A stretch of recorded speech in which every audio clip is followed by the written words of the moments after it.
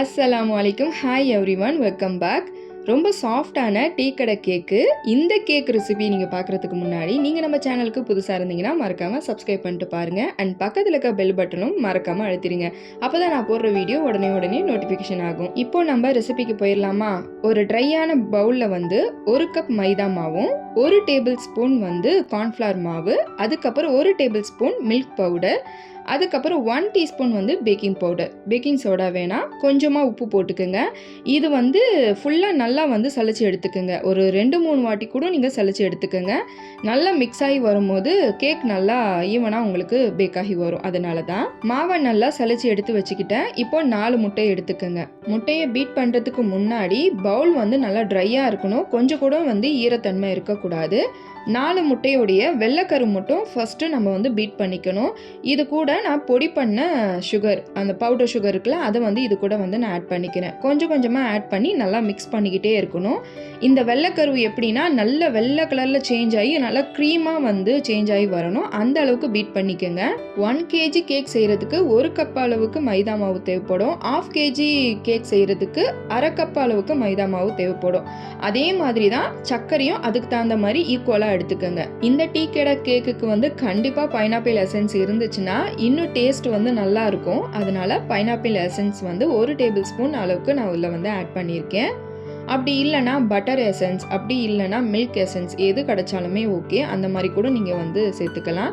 இப்போ 4 முட்டையுடைய மஞ்சக்கருவில் கொஞ்சமாக vanilla essence add பண்ணி மிக்ஸ் பண்ணி இது கூட சேர்த்து நல்லா பீட் பண்ணிட்டேன். இப்போ வந்து ட்ரை இன்க்ரீடியன்ட்லாம் நம்ம எடுத்து வச்சுருக்கோம்ல, இந்த மைதா மாவு, மில்க் பவுட்ரு, இதை சலிச்சு வச்சுருக்கோம்ல, அதை இது கூட வந்து கொஞ்சமாக போட்டு மிக்ஸ் பண்ணிக்கிட்டே இருக்கும் போது நடுவில் வந்து 1/4 கப் அளவுக்கு பால் எடுத்து வச்சுருக்கேன். அந்த பாலை கொஞ்சமாக ஆட் பண்ணி நான் மிக்ஸ் பண்ணிக்கிறேன்.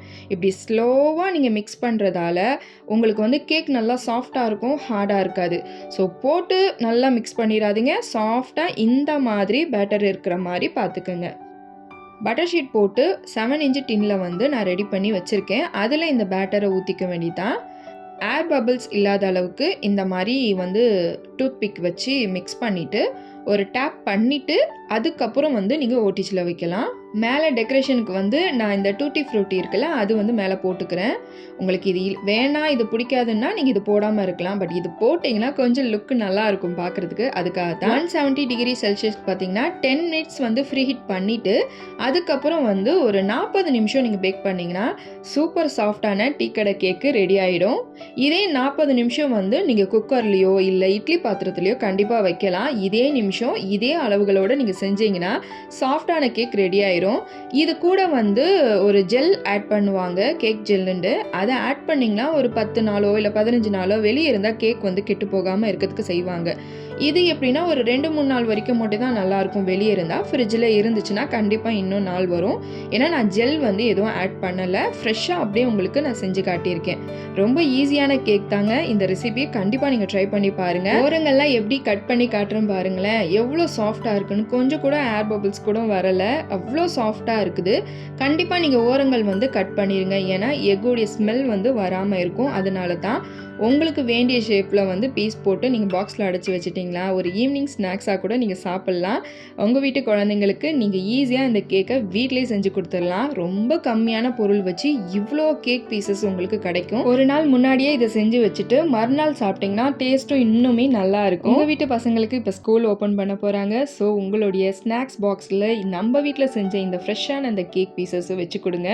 பசங்க பயங்கர குஷியாக சாப்பிடுவாங்க. ஸோ மறக்காமல் ட்ரை பண்ணி நல்லா இருந்துச்சுன்னா எனக்கு கண்டிப்பாக கமெண்ட் பண்ணுங்கள். அது வரைக்கும் பாய்.